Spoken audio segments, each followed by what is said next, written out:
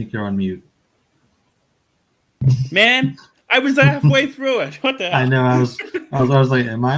You should have let me go. You You should have just let me speak and see how I far I kind of would have almost got did. without it. I was curious. You felt bad. Thanks, A Chris. little Thanks bit. for feeling bad. I do what I can. Well, I'm not going to say the spiel again. The episode of the show is the one with no more Succession, Lasso, or Barry. I'm one of your hosts, Emmet. I'm joined by the Ted Lasso to my coach Beard, Chris Evans. Chris, how are you? I am good. How are you? Doing very, very, very well. Gathering of the Geeks is available on YouTube, wherever you get your podcast. Just search Gathering of the Geeks, and you will find us. What's up to Ian, Phil, Eric, Cookie? How's it going on this fine Sunday evening? And Monday, I think, for you, Ian. How's everybody doing? How was your weekend? Chris, let me ask you this. You got lakes where you live? Yes, I have some lakes. Okay, so we call them cottages up here. What do you call what? them? Like that, like a house on a lake where it's like a vacation house. What do you call it? Oh, okay. You call them cabins? A lake house. No, we call them a lake house. house. Yeah, lake house. Okay. Cottage makes me think of like Snow White and the Seven Dwarves for some reason, Uh-huh. or Lord of the Rings for whatever reason.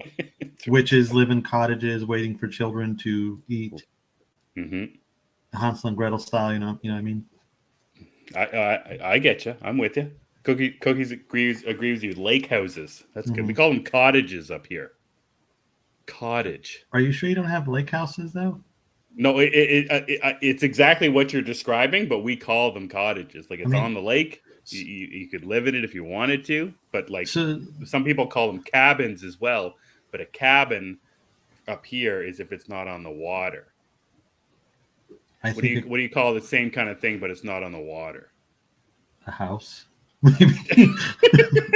I think a cabin maybe might be a woodsy thing. Evil Dead takes place in a cabin. There's a movie Cabin in the Woods. Mm-hmm.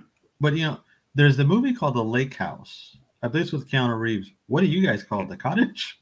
Yeah, we call it cottage. Like I was at my cottage this weekend. We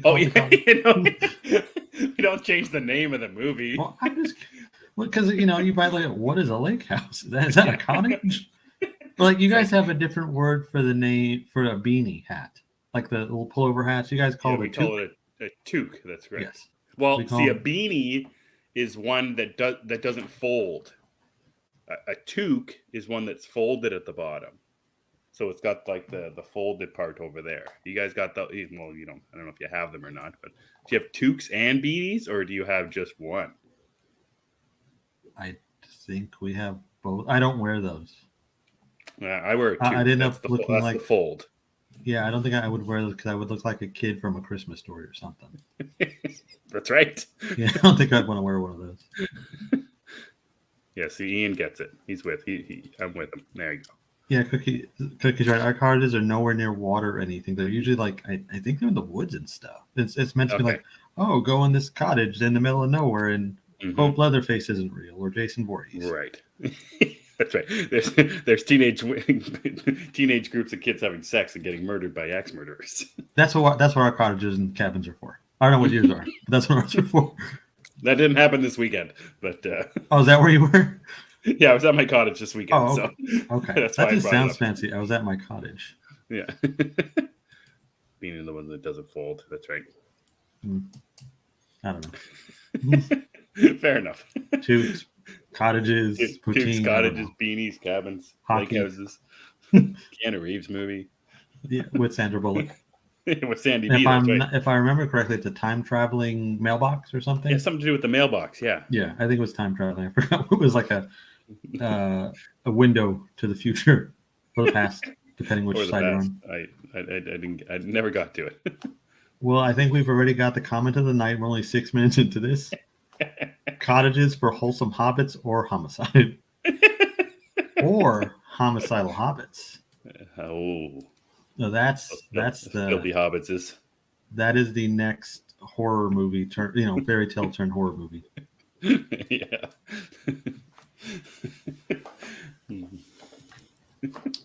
She loves the lake house.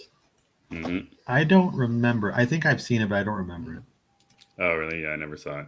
Witches are known to frequent cottages, especially candy cottages. I didn't know that was a thing. How was your the time at the cottage?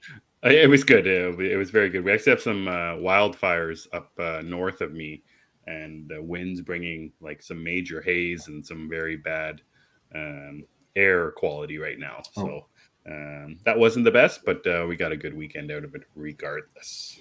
Because we haven't had a show for 2 weeks and a whole bunch of shows ended while we were gone. So what do you feel like talking about on the watch side? And if you do have some read stuff, I have no read stuff over 2 weeks, just to watch stuff for me. So, but what'd you get up to? Are we holding the finale stuff till later? It's up to you. I don't know if you want to. We'll hold the finale stuff. So I haven't seen one of the finales.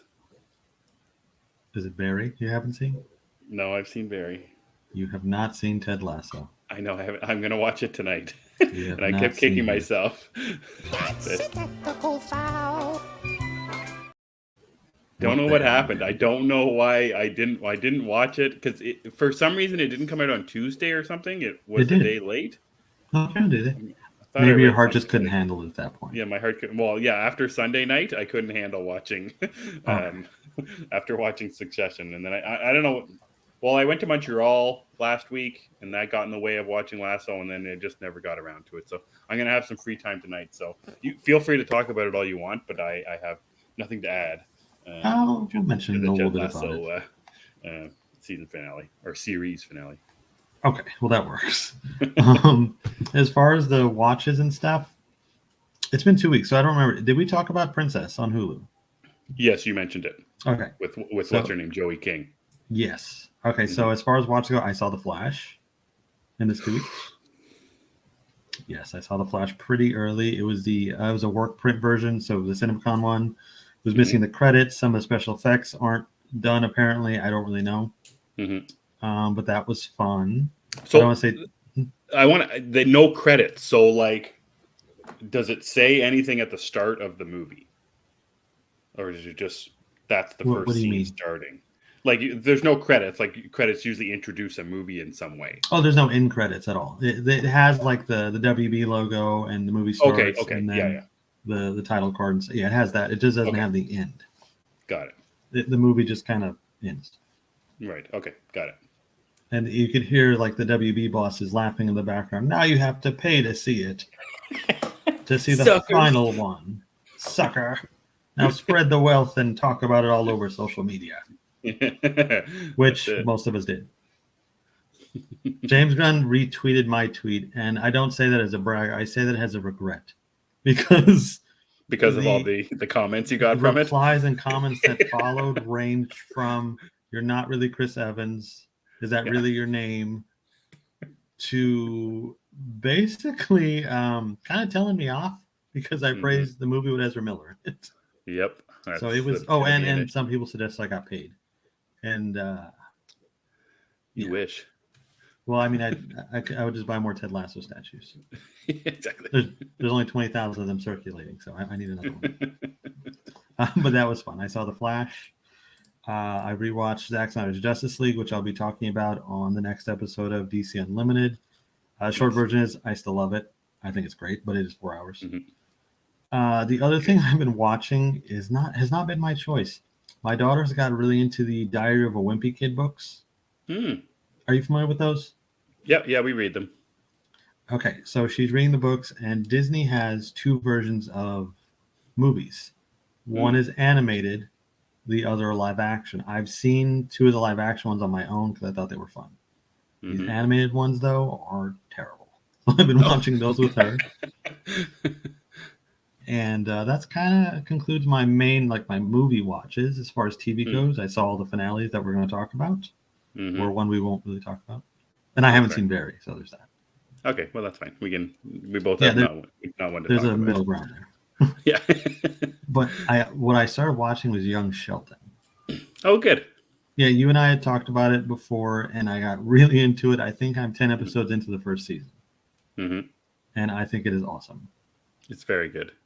It's really funny, and it's surprising the way it connects so well with The Big Bang Theory, and the way the kid manages to really feel like a child version of the Sheldon we know.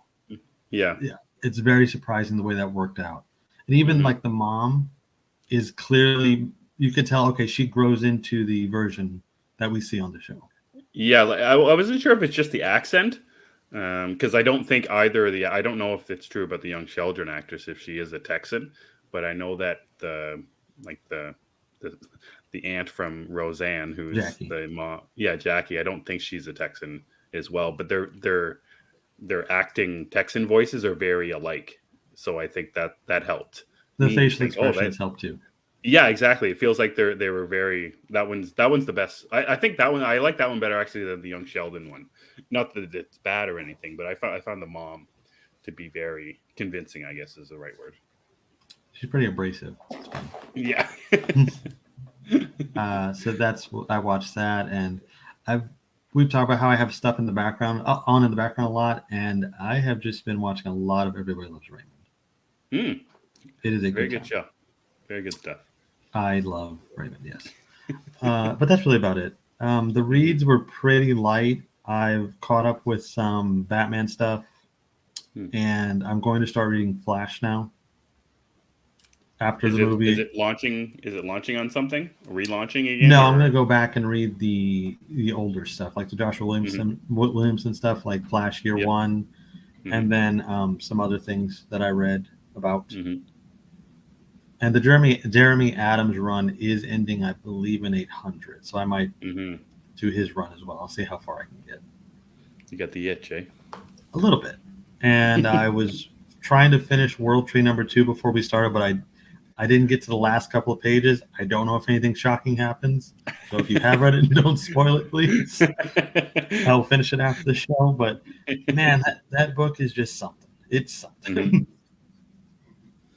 I like it. Yeah, it's like watching something and you have to stop it at a certain point. Like, man, I hope nothing good happens, because you just can't take an extra 5 minutes just to finish it. Or well, I could have, but I didn't like it.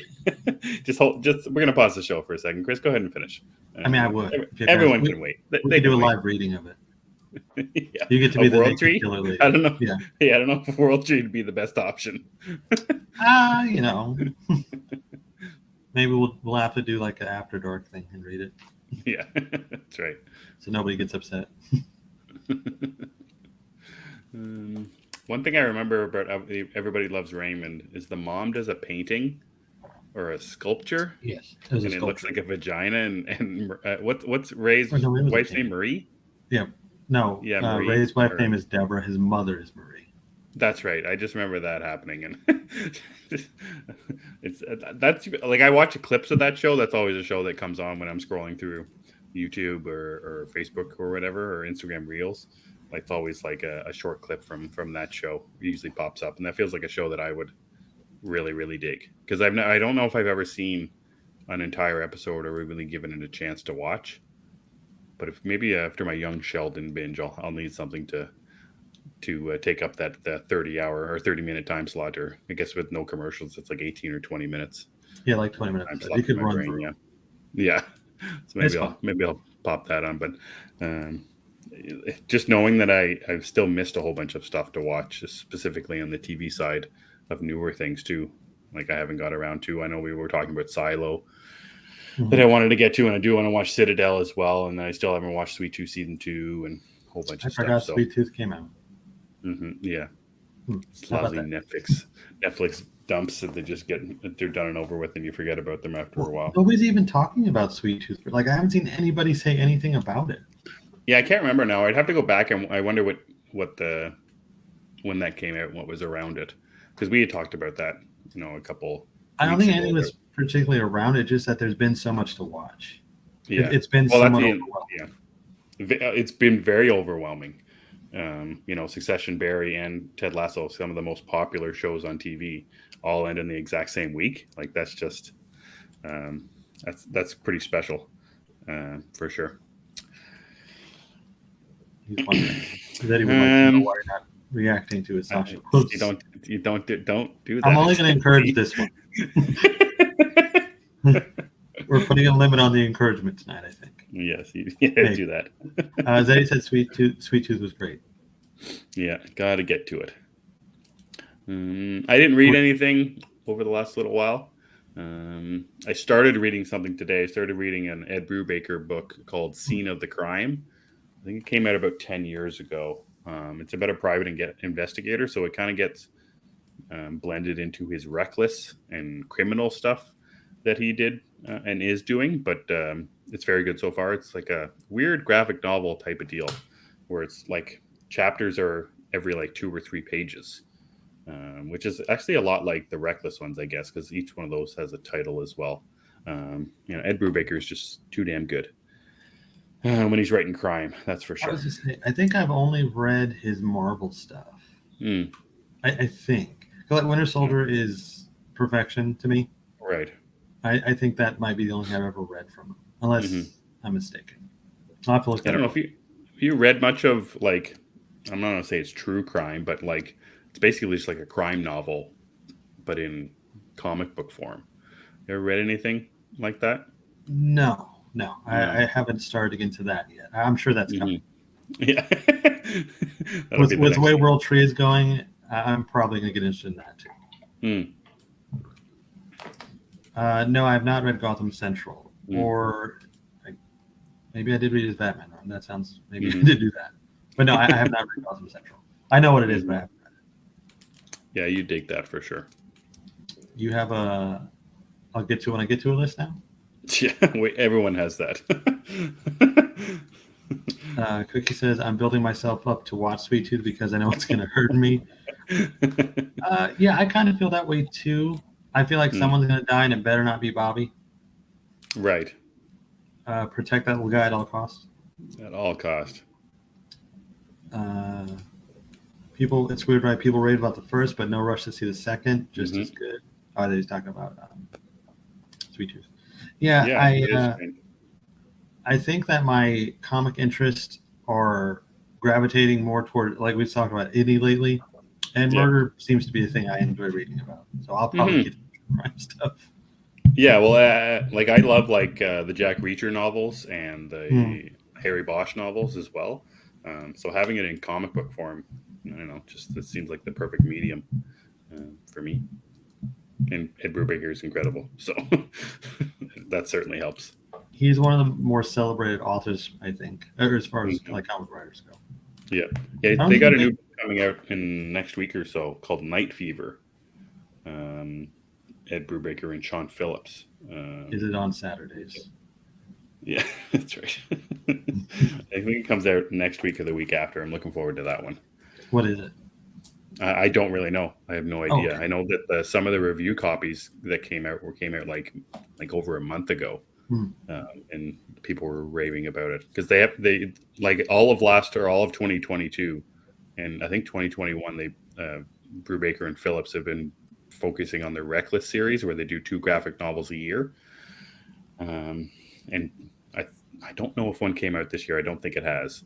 I think they've taken a break from that, and then they're doing Night Fever, and then they're going back to Reckless to do more of that. So, but I have no idea what it's about. It's one of those buy it because of the creators alone. So that's my plan. I'll check the cover, but it sounds good. Yeah, that's right. Eric says, I feel like I'm becoming more selective with the comics these days.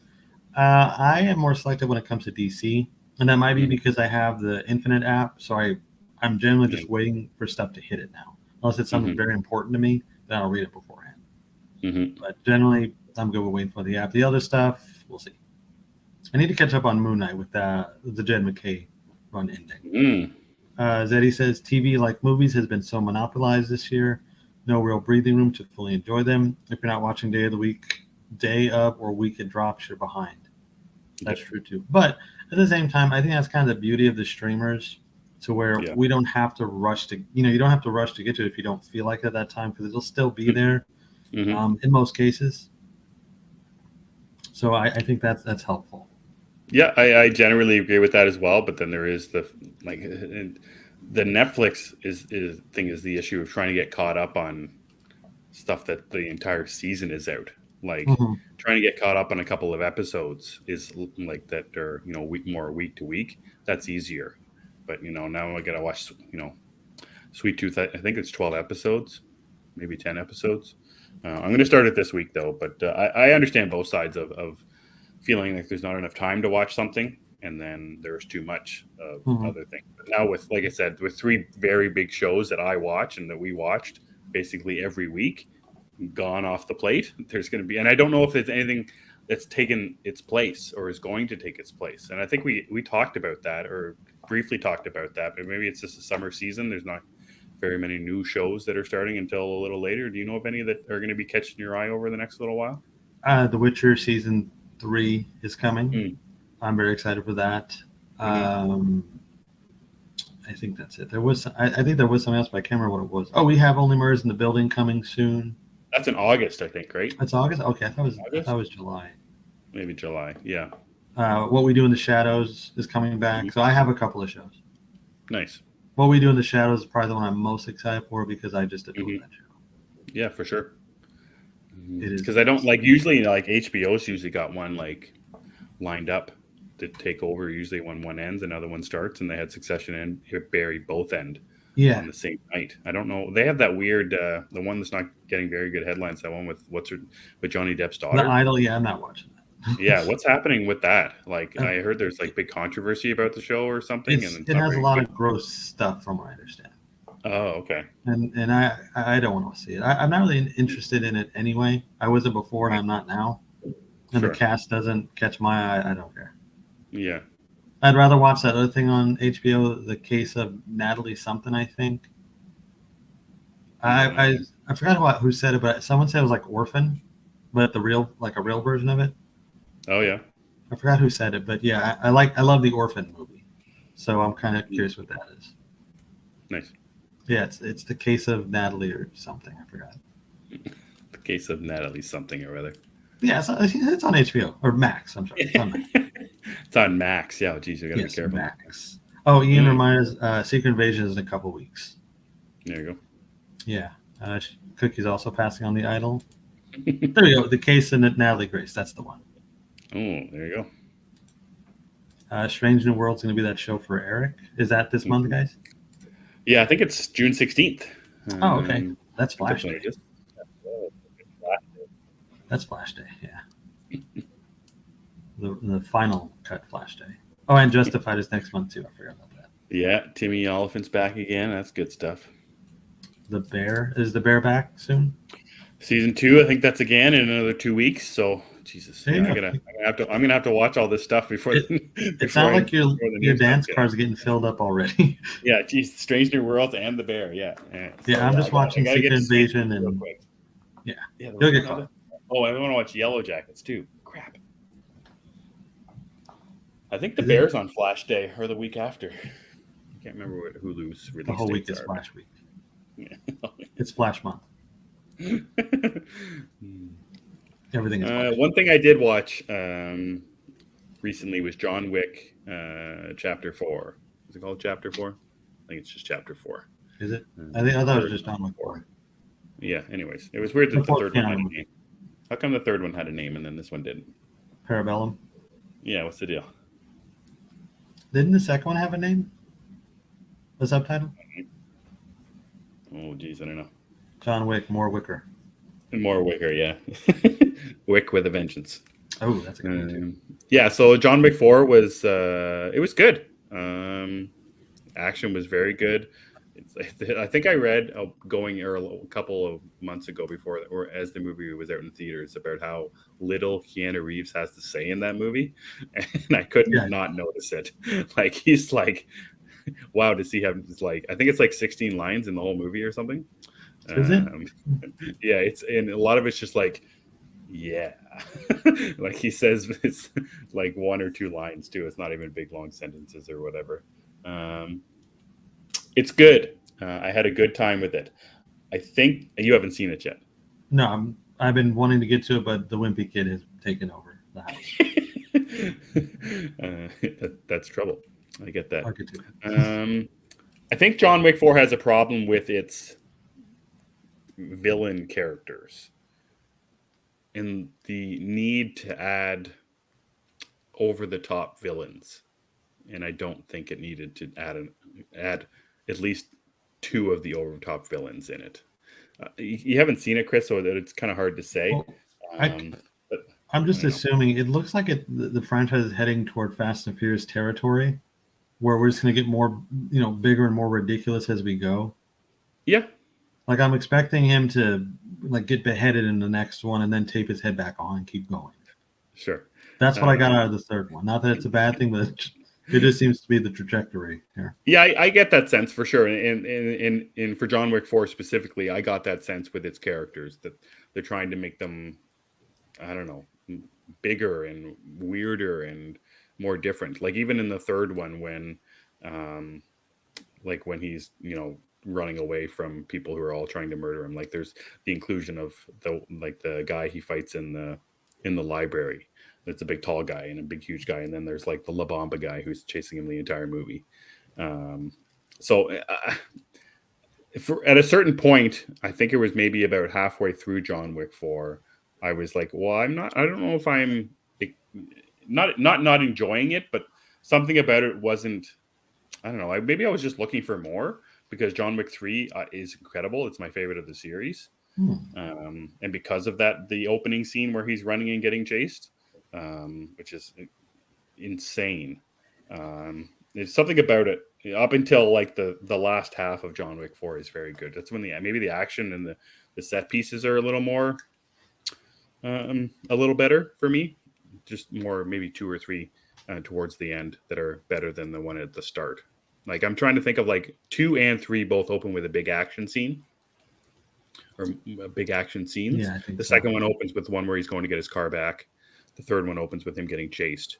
And the fourth one opens with not something like that. It's a little bit different. Yeah, it's just a little bit different. It's just like I was expecting to be hit over the head with nonstop action throughout the entirety of the movie. And there wasn't that. There was a little more talking and a little more of these over-the-top villains that didn't do it for me as much. I might like that better. But when they got to the, what do they call it? The gunjitsu or whatever, the fighting. Yeah, I've heard about that. All the guns and stuff. That's where I was really, it was really cool to see how they'd elevate and change and update the fighting style throughout the entire movie.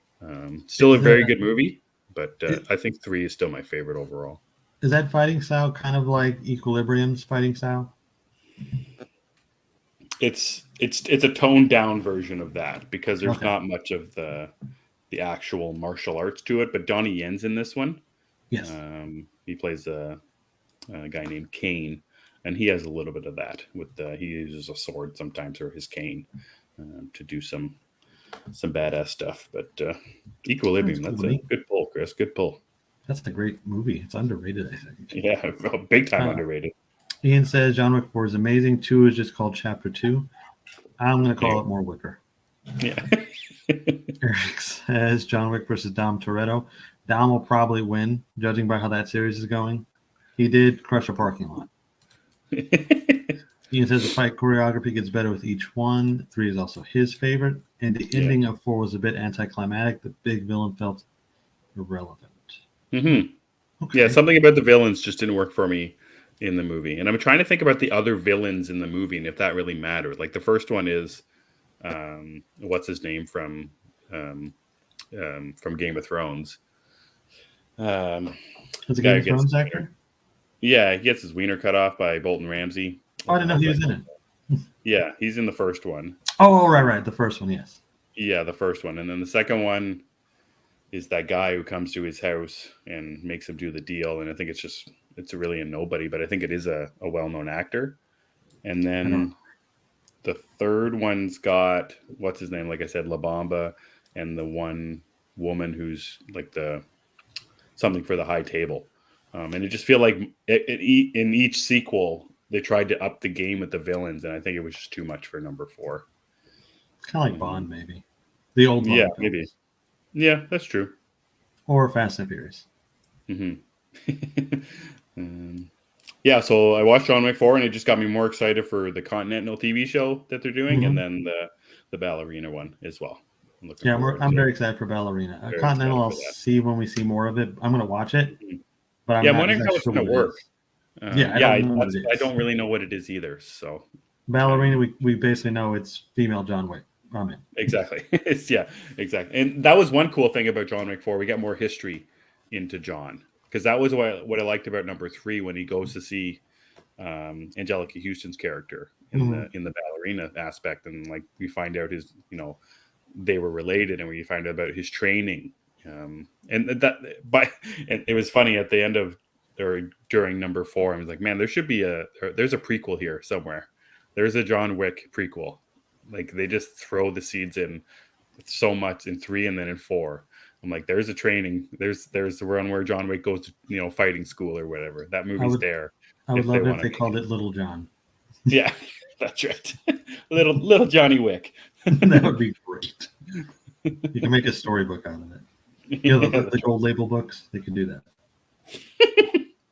I love those gold label books. They made a Die Hard one, and I think they have other adult stories adapted into that. So we can have a John Wick one, Little Johnny. Little Johnny. Well, it'd be John Donnie. That's what they'd have to call him. Little John Donnie. That's his name. Yeah, that's his name is John Wick. Yeah, his real name's like John Donnie or whatever. Because what a dumb name. No offense to any real John Donnies, but that's a weird name. No offense to other John Donnies.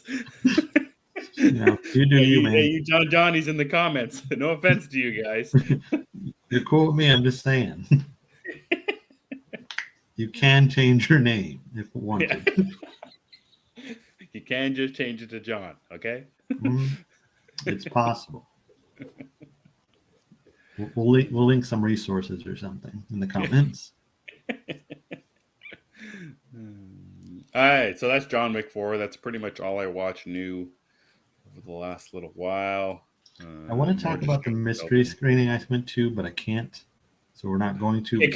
Okay. So this is something can you talk about the mystery screening experience? Because I think that's a really interesting idea for people who are watching and they don't know. Because I know nothing about mystery screenings and how they work. What I assume is people are walking down the street. A lady says, "Hey, you want to go watch a movie? Sign this," and then carry on. But yeah, talk about a mystery screening experience, Chris, and then eventually we'll announce, or you can announce what movie you watched when you can. I guess I don't even know I'm allowed to. Yeah. So I get invited to movie screenings. I would say kind of often, but I rarely go anymore because I just don't have the time or I don't want to. But this one came across my desk, if you will, and I wasn't told what it was. I wasn't told what it was rated. All I knew is that it was a horror movie, and the studio was expecting it to be rated R. So I got the ticket. I showed up, and as I'm walking in, still not knowing what the movie is, this lady flashes a printout at me, which is where did you go? A movie theater? Yeah, movie theater. Just like your local theater. That's nothing special. Yeah, it's my local. Well, yeah, the AMC I go to most of the time. Okay. And so as I'm about to walk in the door, this lady flashes like this paper in front of me, and it's full of text. I didn't read all of it. I just saw the headline. She's like, "Is this movie okay with you?" I was like, "Yeah." And I just glanced. I was like, "Yeah." And if you said no, they would just say goodbye, and they'd say bye. We'll have another screening for something else. Come back then. Here's a ticket or whatever. Okay, got it. I was like, "Yeah, that's fine, whatever." And then I had to give them my phone, which a lot of people were uncomfortable about. Yeah, I didn't care. I don't know. I was like, "Okay, here. Do you want me to turn it off?" And so I turned it off, and I went to the theater, and it was like 90 minutes before the movie started. Because they wanted us to check in early, and I thought I was going to say they were going to check because then I can go roam around the mall because the theater's in a mall. I figured I could roam around or something. Like, nope, you got to sit in that theater for 90 minutes with no phone and just look in front of you. They don't give you snacks or refreshments or anything? I mean, you can go get it if you want, which I did later, but for the bulk of the 90 minutes, I was just staring at a blank screen. Oh, brutal. It was, it's funny because we always say we're glued to our phones and stuff. Right. Yeah, that was an exercise. Because nobody had their phone in the theater. Most people were making friends. And I was going to say, did it feel like there were people who knew each other there? Like it was a couple? Or yeah, there was people who came together, but there was a lot of people like me who just went by. We were there alone. And most people were making friends. I didn't make friends. No. The people next to me. Eric says it. Right here. This is a script for a horror movie in itself. Don't make friends, Chris. You don't know these people. It's a stab movie. Yeah, that's right. So that was fun. And then right before the movie came out, a rep, I don't know if she was for the studio or the screening company, came out and explained this is a work print film. There's stuff that probably is not going to look finished. Some other stuff. And so the movie starts. It's a movie. If you want to know what it is, I can tell you if you DM me. I just can't openly talk about it. Yeah. And the movie's on. It's cool. Afterward, I had to fill out this lengthy survey where I gave a Siskel and Ebert type review to it with numbers and favorite scenes. I was going to say, is it multiple choice, or did you have to actually write your feelings? It was a mix. Because one thing wanted me to explain what I liked or didn't like about the ending, so I did that. Then, of course, what would you rate this, all that stuff. It was really interesting. And then afterward, it took me 30 minutes to get my phone. And the process to get the phone was kind of interesting because I thought people would just grab the phone and leave. And if it's their phone, cool. If it's not, well, it's not. That's kind of what I was expecting to happen at this point. But they actually made you turn the phone on, unlock it, and show them, hey, I can unlock my own phone. Right. And then you're free to go. That's what it was. So it was fun. Was there an open discussion at the end, or was just all you filled out your stuff and moved on? If you were tapped to be in the focus group, that was the that's a different thing. Yeah, I was not part of that. I think they were looking for couples and friends who came together. And I was just a guy that was there solo. And I probably looked like I didn't want to be bothered afterwards. So you made me sit in this theater. I want out of here. Yeah, I had to sit here for 90 minutes staring at a screen thinking about the Flash and everything else. So, yeah, that was my experience. It was fun. That is cool. Would you do it again if they asked you, knowing what the process is now? Just to see the movie beforehand? Like that kind of thing? The movie I saw actually doesn't come out till October. So, seeing something that early and being part of the group that says, hey, this sucks, please change it, was pretty neat. Yeah. What did you give those kind of negative thoughts as well? No, did you say I didn't like this? Oh, did you? Okay. I did explain why I didn't like, but overall I did enjoy it. It's so cool, so fun. No, Ian, it is not Saw 10. Is there even a Saw 10? I'm gonna say, if anybody wants to put the guesses in the comments, do it. Let's see what happens. Let's see the first one who gets it. I can't even say if they get it, though. Or maybe they could. I don't know how this works. They really stress that I had to sign you didn't read the fine print? Yeah, I forgot that part. I had to sign an NDA before walking into the theater, like an actual legal document. So it was. Did you do that for the Flash too? Did you no, I did not do that for the Flash. This is the only out of all the screens I've been to. This is the only time I've had to sign an NDA. I think because it is unfinished and it's so far ahead. Ian, what are those 3 movies in October? They're scary. That's what they are. They're scary films. I was going to say, you're usually against the horror movie theater experience too. Well, for horror movies, usually because people are just animals. Yeah. They were pretty tame in this. And you said there was no music too, right? No, there was just one track. That was it. That I remember. That'd be so strange. Like the only movie, No Country for Old Men has no music throughout. It's something you don't think about. Yeah, there's no music in the score. It's just something you don't actually think about, but it'd be strange to watch a movie, right? Like, oh, I'm supposed to feel tense, or I'm supposed to feel sad, or I'm supposed to feel happy, but there's no music telling me how to feel. That's an interesting. The only thing. the only thing that has no music in it, it didn't at the time, was Dracula, the original. Oh yeah. That one has no music in it, so you're just listening to sound effects and that's really it. It's a cool experience for that one, but now they do have a score you could watch it with from Philip Glass, and it's pretty cool. It's like watching a comedy without a laugh track, like watching Parks and Rec or The Office. Yeah, kind of. But when you're watching a sitcom, they're telling us, oh, we're supposed to laugh at this. This is the funny part. And then like Parks and Rec and The Office, it's almost like the type of humor that it is. You don't know if if you're supposed to laugh or not. And without music, like I don't know if I'm supposed to be scared. I don't know if I'm supposed to feel sad. The music helps a lot. It does. Setting the mood for a movie or a TV show. Well, I think in horror movies especially, the soundtrack is important because you want to, maybe put people in a false sense of calm. Like, oh, this is fine. The music is happy, and then murder or something. Yeah.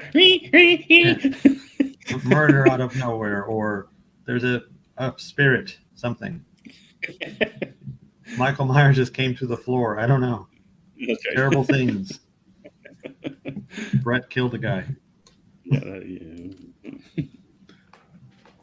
I don't know what that emoji is. It's a cat? A cat and a question mark? Oh, I can't. It's small on my screen. I have no idea. Oh, I think it's a cat and a question mark. Cats? Ian, what are you talking about? Is there a cat sequel coming? Because I will not watch that. I love Zimmer's soundtrack to The Ring. Movie soundtracks kind of weren't usually until the 60s, 70s. Yeah, I can go with that because I feel like, earlier movies I don't know if they didn't care about the music, the tech wasn't there. In the case of Dracula, it was too expensive, and the tech wasn't there. Oh, it's a teddy. Five Nights at Freddy's. If I would have, no. It's a teddy bear. I thought it was a cat. I don't know. I thought it was a cat. That looked like a cat, but why would a cat be sitting there like that? Why would a bear be sitting there like that? They can't even sit like that. It's a lie. Or maybe they could. I don't know. I haven't seen many bears. We don't get bears in Texas that I know of. If Chris is in the comments, maybe you can confirm. Do we have bears? Any bears in Texas, Chris? He's a little south of me. He might know, because I know up here we don't have bears. No bears by your lake houses? No, or our cottages with witches. It's funny to think about soundtracks from older movies. I think about like old westerns, like spaghetti westerns. They have soundtracks. Yeah, that's where I feel like that's the soundtracks that I remember from like the the Man with No Name series with Clint Eastwood and that kind of thing. I think that's the soundtrack I remember from like the 60s and the 70s. Bond had soundtracks. And it was always like these really, it still is, honestly. It's kind of these genre specific sounds. Mm-hmm. Yeah. Okay, there we go. Definitely not south, but maybe northeast by Big Bend. There we go. It sounds like Texas talk. It is.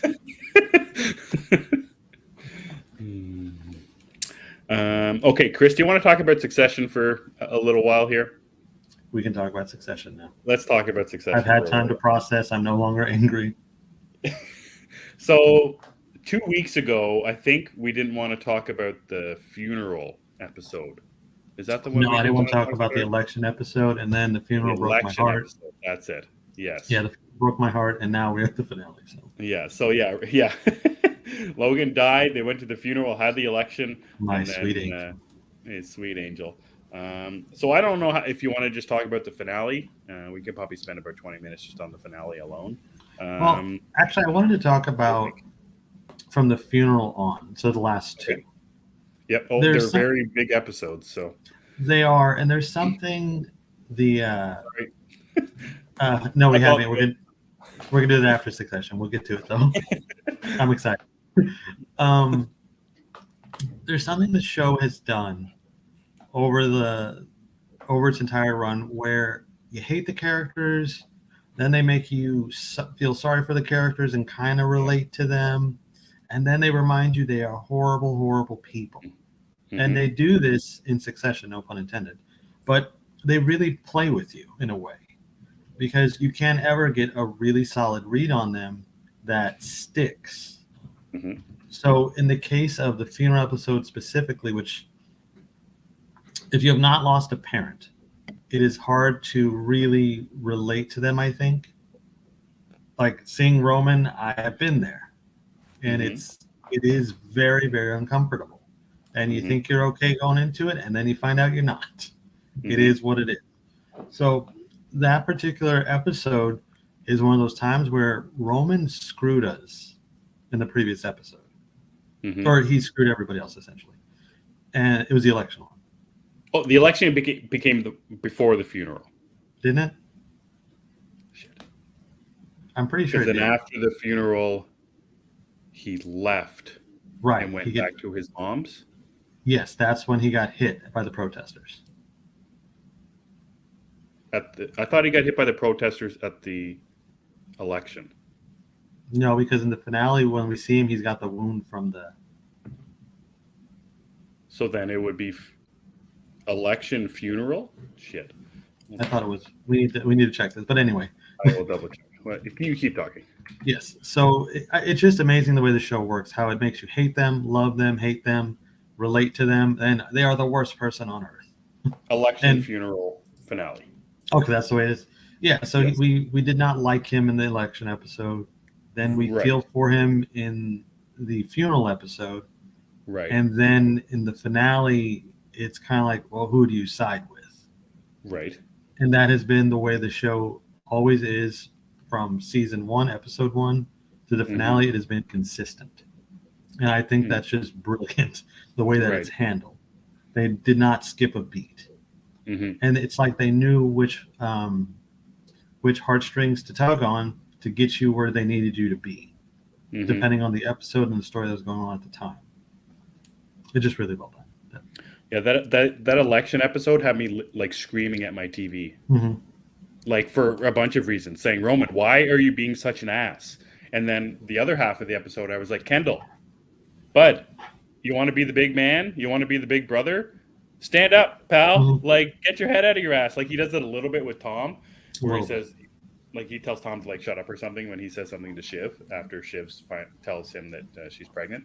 But I'm waiting for Kendall. Okay, Kendall, like your brother's being a complete asshole right now. He's doing exactly what you don't want him to do.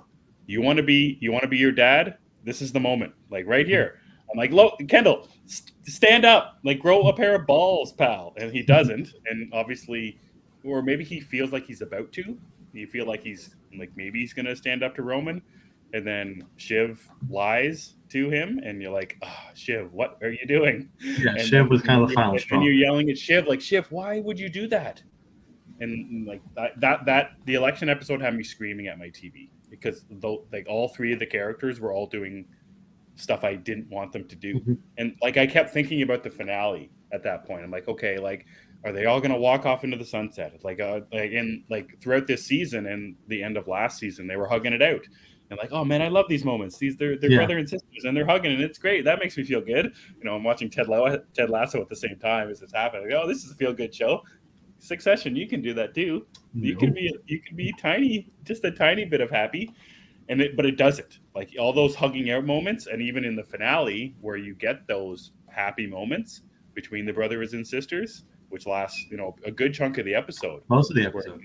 When Kendall says, or when Roman and Shiv decide that Kendall's going to run the company, and then they do all that bullshit in the kitchen, like, oh, this is great, everything's going to be beautiful, and it goes completely the other way. So like you're right about you're right about the consistency thing, where it's just like you like them and you hate them, you like them and they hate them because they do horrible things, and like even in unquestionable or questionable ones where you don't know why they're doing these things. It's like I don't get it. Like, Shiv, why are you doing that? Why are you aligning yourself with Mattson? Why are you aligning yourself with Tom? Like, you don't need to do that. And I'm just like, well, you guys are all idiots. And it's like Logan says, you're not serious people. And that is the line of the entire season. And Logan Roy, like your boy, your sweet angel, is right. He's my sweet angel. As much as he's an asshole and he's a racist and a complete jerk, he is a serious businessman. And these three people are not. No, whatsoever. And Roman's the one, which is kind of funny. He's the one who realizes that they're nobodies. They're just nobodies. They're not the father. Thing. I love Roman's ending. It's my favorite. Every single character in that entire show is Roman's ending. I loved it. In some video games we play, there's multiple endings depending how you play the game, like morality things. That's right. If there was a good ending to the Succession video game, Roman has that. The other two it's up to you. You decide what you think about those. Yeah. So what do you think? What do you think about, did you, Shiv again, like she, Roman and Shiv, they decide that Kendall's going to run the company. And then the more that Shiv hears Kendall talk, She's like, wait a second. He is not it. And then she doesn't really turn his back on him because she's pretty upfront about the whole thing. She doesn't go behind his back in any way. She basically says, I don't trust you. I don't think you're good at this. But what do you think about Shiv's, final decision, I guess, and, going against Kendall at the most important moment too? It was completely fitting and it made sense to me. It really did. And like Ian makes a point here with this comment, episode 1 of season 1, they're fighting for the company. None of them will let the others take the seat. Nothing changed. And he's right, because we are shown from the start, nobody wants Kendall. Even Logan did not want Kendall. So the ending is fitting. I do think that I've seen a lot of people not like the decision she made because she ends up with Tom, but it was always going to go that way. Yeah. That's just, it seemed like that was the way it was going to go. And at a point where, hypothetically, if Kendall took the company, she would have had no power whatsoever. And she knew it. Because they were already pushing her out when it was supposed to be the 3 of them. Mm-hmm. At least if she's with Tom, she's in the circle at least. Yeah. So it just makes sense. Shiv wants power. Shiv is of the 3 is my most hated of the endings because she can be powerful. She can be better than the other 2. And Tom is the bottom of powerful. He is a follower. He is a yes man. He will do whatever Madsen says to him. I get it. It's just like I hated seeing her getting in beside Tom. I hated her just being, the CEO's wife. And I get the idea of everything that could come after. I get the idea that eventually, Shiv's going to work her way in with Tom and then work her way back in with Madsen. That's my sense. She's not going to be that yes man. That she's not going to be the CEO's wife. But at the end of the episode, that's exactly what she is. They're barely holding hands. They're barely going to have a relationship. But I just hate that for Shiv. I hate her not being a strong person because she has been strong. She has shown her ability to, do deals and, be a strong, powerful woman. And now she's not. Now she's just, sitting in a car with the CEO. And I just hate. And there were small parts of that throughout the season as well, like specifically not after the funeral, but after, I think right after Logan dies, when they bring him off the plane. She goes with Tom. She does. Yeah. And then she spends the next 2 episodes cursing at him. And that was the weird thing for me too, is when Shiv finds out that it is Tom who's going to be the CEO, she's fucking John Wick. She's like got her guns out and she's ready to blow his face off. And then again, I don't care that she turned her back on Kendall because she didn't believe Kendall was the right idea. And I don't care that even she's okay with Tom having to being the CEO or the deal to go through. I just hate her as in the relationship status of the whole thing. I hate her going back to Tom. That was my biggest thing. She's better and she's stronger than that because she could just do her own thing. Why does she? I guess that's the whole idea. Who said she can't? Entirety, all of them is they could have done their own thing. Who says they can't? Thing. Well, I get that. I'm thinking of it as this is the finality of it. Well, yeah, I get you. This is what they've shown us. This is what we're stuck with. No, I get you. Yeah, I actually think that's the other thing. Like, there could be a new episode tonight. Like the way everything ended, there's the whole new season of shows to go here. Oh that's yeah, strange about the ending. They, I guess, just wanted to be done with, and that's fine. But what a way to go! I think the power shift though is interesting between Tom and Shiv because it was said multiple times on the show Tom married Shiv for a chance at power, right? And now Shiv stays with him when it's reversed. It's a fascinating thing to me, and I agree. Shiv could have done whatever she wanted, but she didn't. Yeah. But I also see it that doesn't mean she's just going to be this quiet mouse, I hope not. That's what it felt like to me though. Like her voice, it felt like it's just been gone now. I can see that. That's my feeling is she has no voice now. And you're probably not far off, really, for the time being at least. But I think that's also part of the reason why Roman is the one who recognized the way they are and what they are. I love whereas that the other 2 couldn't grasp that at Waystar they don't have a future. No. Cookie says the way my emotions were all over the place this season with Roman. Yes. What else do we got? I should have seen this coming with Shiv. She needed to learn to get deals in writing. She keeps getting screwed over by powerful men. That too, as smart as Shiv is, and she's probably I think she's definitely the smartest of the siblings. Yeah. She doesn't get the confirmation she needs before going forward. Like the CEO thing should have been writing before she started campaigning for it. Well, and the thing about like when she agreed that Roman and Kendall could take over, and they'll be like, "Oh no, we'll bring you in. It's all good. She should have got that in some kind of contract. Yeah, and that's the thing. It's been over and over again where she's taken a bad deal and thought she was going to get somewhere, and she's been marginalized and pushed down and put down. And I hate that. I hated that so much. Like Roman said, watch Shivy cry, Kenny lie. And I forgot what he said for himself. I can't remember. Ian says, I love how it ended. They caught up in the moment at the lake house. Shiv was angry that she'd been outed and went in the boardroom. She just couldn't let Kendall win. I don't think Shiv could run the company better than Kendall. I think she could. That's just Kendall's no Logan. No, the most Logan-like of them all is probably Jerry. Yep. Tom is best for the job, and it's in a pain sponge kind of way. That's my thinking too. This isn't like a Bran what's pain sponge? Like he can take it. He'll take it and keep going. Because I was thinking of the Game of Thrones ending. When Bran becomes successor, nobody wanted that. It makes no sense to anyone except the writer of that episode.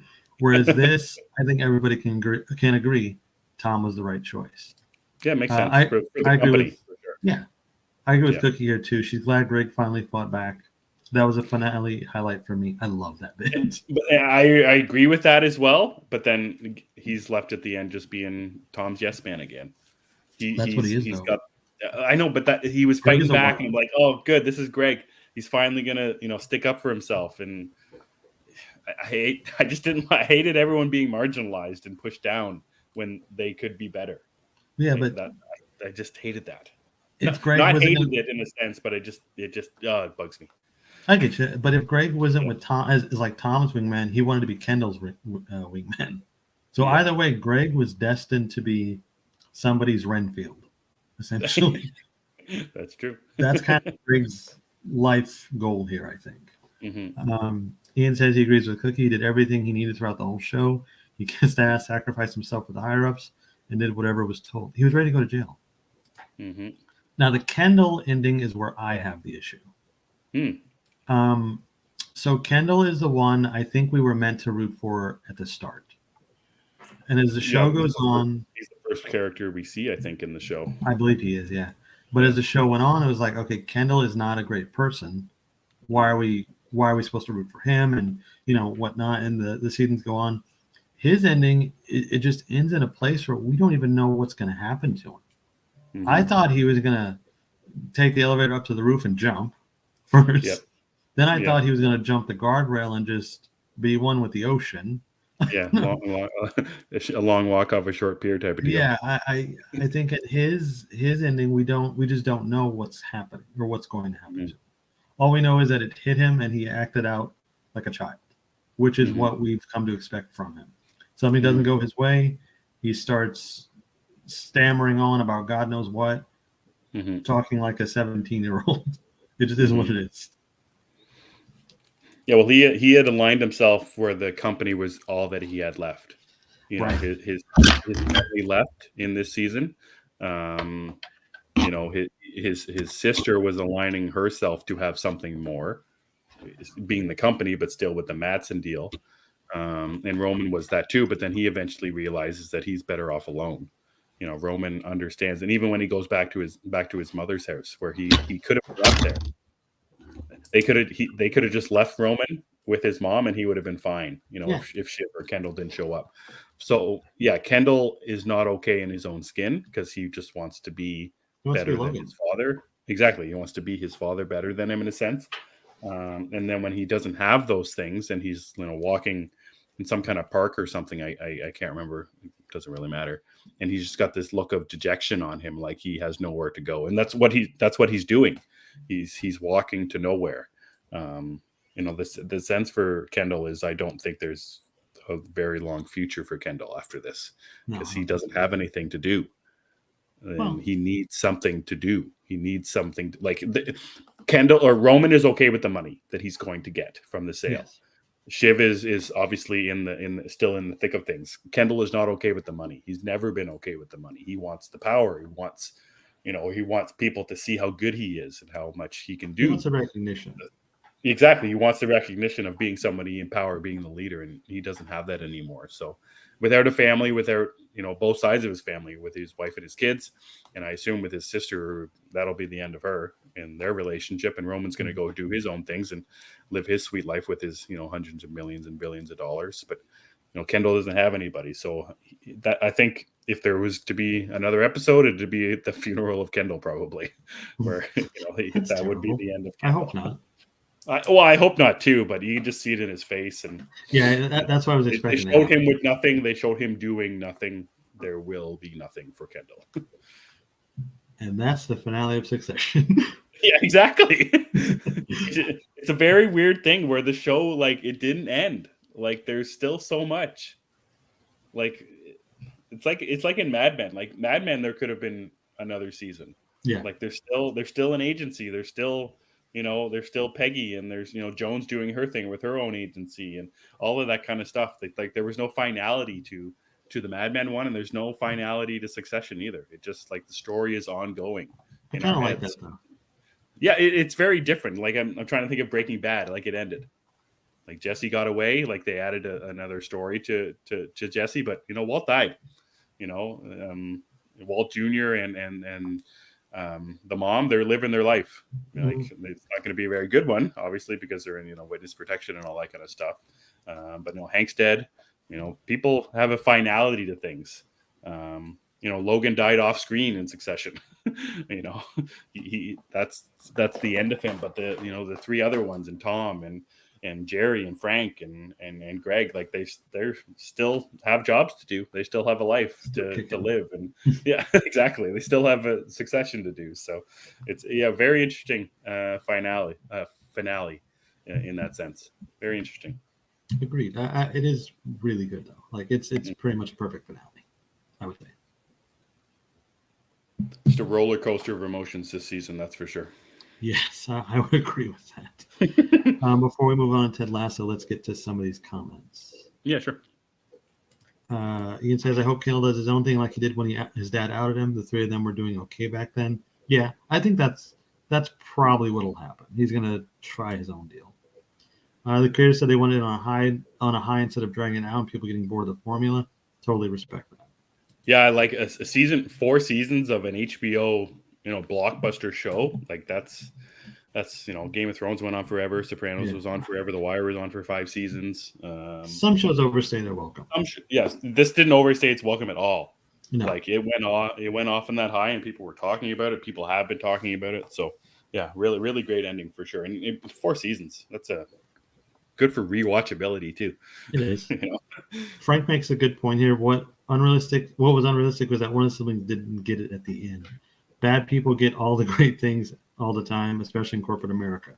You would have figured at least one of them would have moved forward with Madison. I do agree with that. It's kind of strange not one of them did. But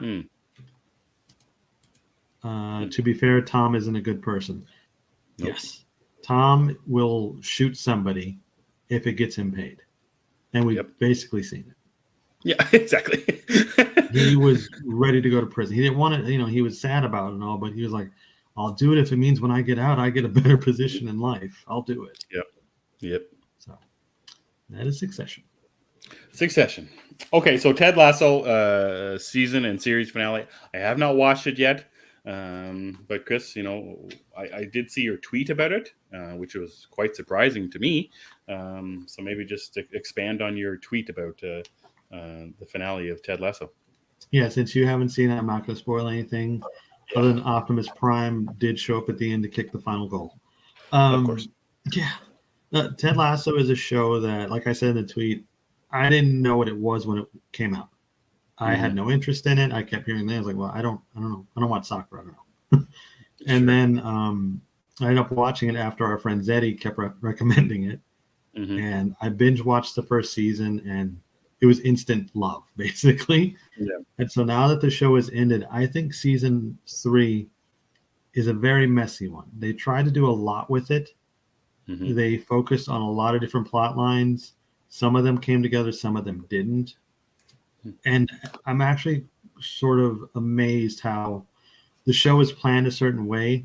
So you would think everything would fall into place and fit a certain, fit really well together. But I think season 3 shows it didn't. Not that it was bad, but there's some things that just needed some more time to breathe, or some things didn't even need to be shown that much. You know? So I consider season 3 to be messy. But as a whole, did you think that before the finale? Yeah. Or with the finale that cemented? No, that before fact? too. Okay. It never missed for me, but there was things I was like, this is, maybe we should wrap this up. Why are we watching this? Just little things, but nothing that hurt the quality of the show for me. Although I know a lot of people did have different reactions to that, and that's fine. But for me, I enjoyed season 3, although it was messy. So I bring that up because when it comes to the finale, it kind of felt like it still felt messy to me. There was there were some things that were just all over the place, and it wasn't as focused, I think, on what people wanted to see, or what I wanted to see, I should say, which was Ted's story, because we were wrapping up the other ones too, which I understand, and I'm glad they did wrap them up. And we do get what I would consider the most perfect ending you could get for these characters, or one of them at least, Ted. I think it's, you don't get any better than that. It just, I wish the journey to that point was a little more cleaner and a little more focused. One of the things we had talked about over the last couple episodes is the feeling like there were missing episodes in between. Like Nate goes to the bar with Rupert and he's got the 2 girls there. Nate leaves, and the next episode he's not the coach of West Ham anymore. Exactly. And then the next episode after that, he is working at the restaurant with his girlfriend, and the guys come into the restaurant asking him to come back to be coach. And I was like, oh, did I miss something about that as well? So is that blended into that messiness in the finale as well? Where there's another one of those things? There's a couple of them. I think there's a couple of them. And that's another thing. Like, okay, so I would have liked to see that in between, from, like you mentioned, when Nate goes to the bar to when Nate quits. Yeah. I think to me that was more important than seeing this journey with Keeley that ultimately doesn't really go anywhere. Yeah. I don't, I didn't even see a need for it, because we already like Keeley. We appreciate her as a character, and she could have, and I understand they wanted to make her more of an individual, and that's cool. But it was a storyline that took up space from other things I think we could have had. And I don't mean to pick on her specifically. There was other stuff too, but that's just what came to mind as one of those storylines that stuck out. Again, not bad. It just stuck out. Did it feel like they were just, Cookie mentioned this, a race to the end? Yes. Is that what it kind of felt like?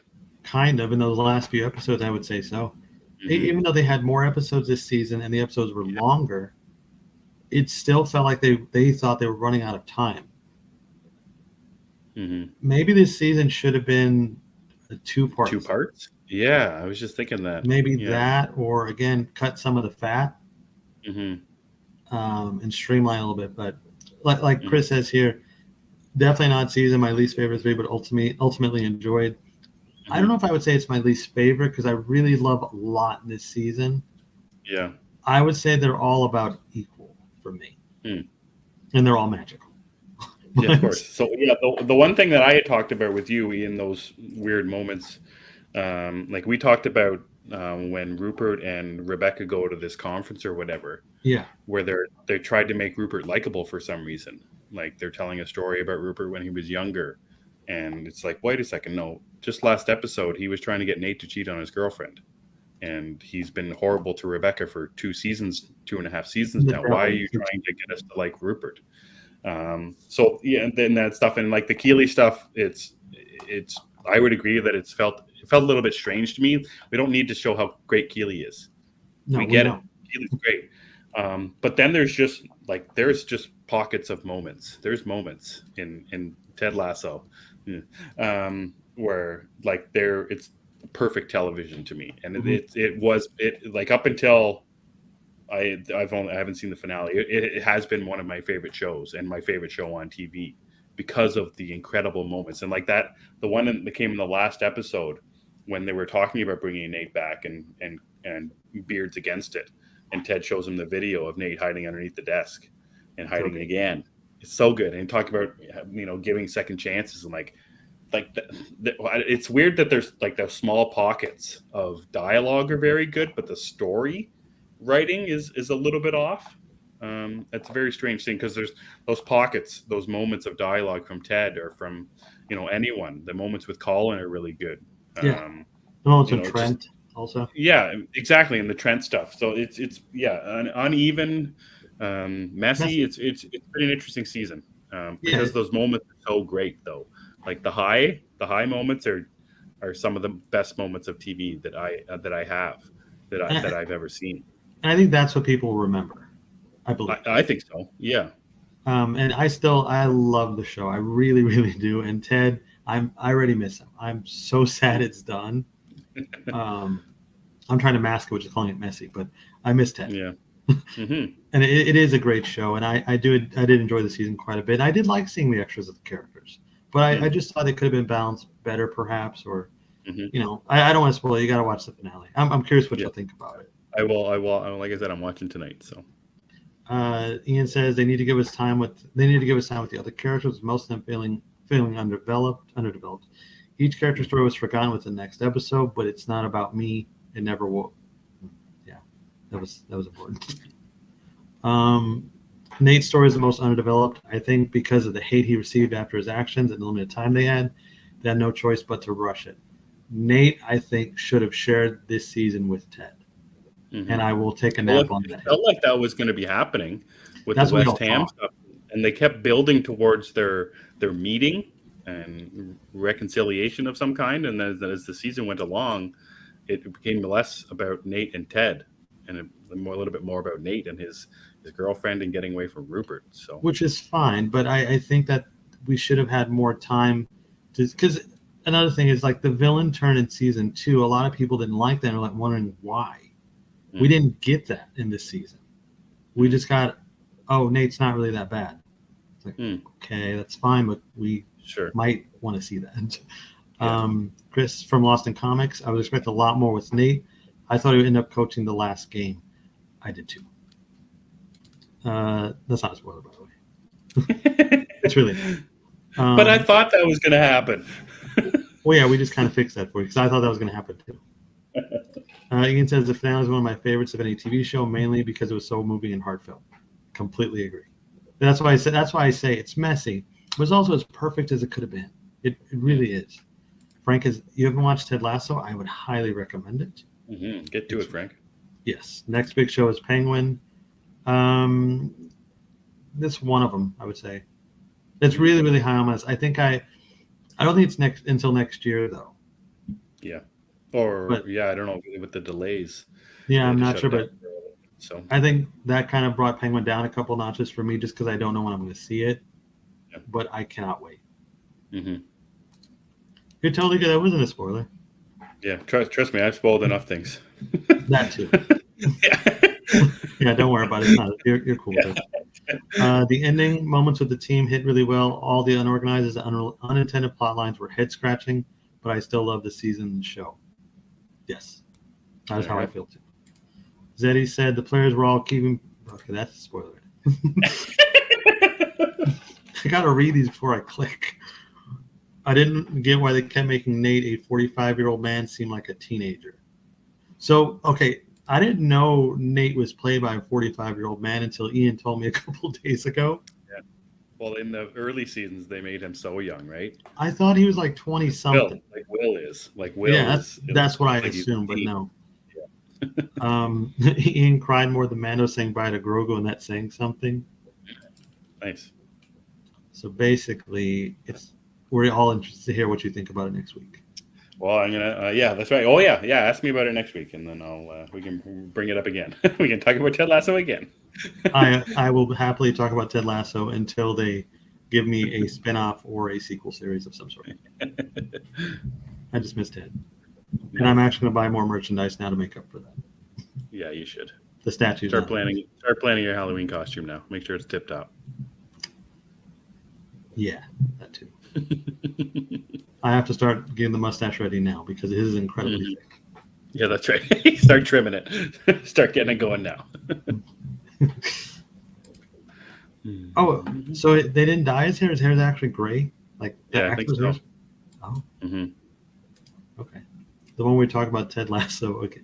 Yes. Let's do it. Oh yeah, we do have Star Wars stuff. Frank is right. We have Ahsoka, and really just Ahsoka is enough for me. Yeah, I think so. Yeah, Ahsoka's gonna be awesome. I forgot about that. How far are you behind on Barry? Too far. Okay, so should I talk about it now, or will you be able to talk about it next week? I will be able to talk about it next week. Okay, so I'll save my thoughts on the Barry finale as well. We'll do Ted Lasso and Barry next week as well. Deal. I'm gonna go see Spider-Verse tomorrow as well. You guys seen it this week? I'm gonna try to. Yeah. Nice.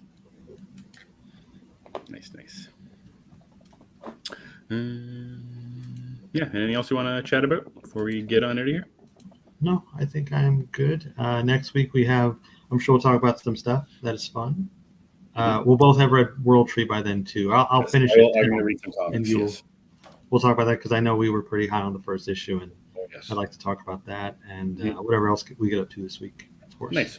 All right. So where can people find you, Chris? You guys can follow me on Twitter at @ThatChrisEvans0. I also have a podcast that I co-host with my buddies Bill Walsh and Anthony Caruso over at DC Unlimited Pod on Twitter. I'd love it if you followed that. And as always, I would also love it if you would follow this show at G of the Geeks on Twitter. Emmet is better with the rest of the subscription stuff. I'm running out of breath. I was gonna say you're gonna have to get that tone. You're gonna have to get it real streamlined, Chris. You're gonna have to get it. I try to every week, but it doesn't work.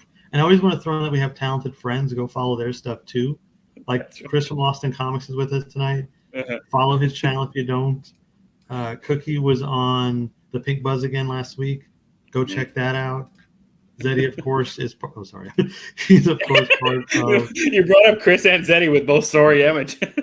It just happens. Zeddy is, of course, a part of Vigilante 1939, who are doing a really cool thing for The Flash. If you live in the Chicago area, please go to their Twitter. They have tickets for the movie. Free tickets. Yeah. Phil has Phil at the movies, which is always cool. So I need to get everything streamlined. We'll work on it. Streamline for next week. Yes. Maybe. You can follow me on Twitter at EmmettDavis7. Gathering of the Geeks is available on YouTube. Wherever you get your podcast, just search Gathering of the Geeks, and you will find us. Thanks to Ian, Cookie, Phil, Eric, Frank, Zeddy. Thanks for hanging out. Chris from Lost in Comics, thanks so much for hanging out on this fine Sunday evening. And saying all that, for Chris and I'm Emmet, and we gather on Sundays. While you're having a great week, check out Ian on the Nerd Room also. Bye, guys.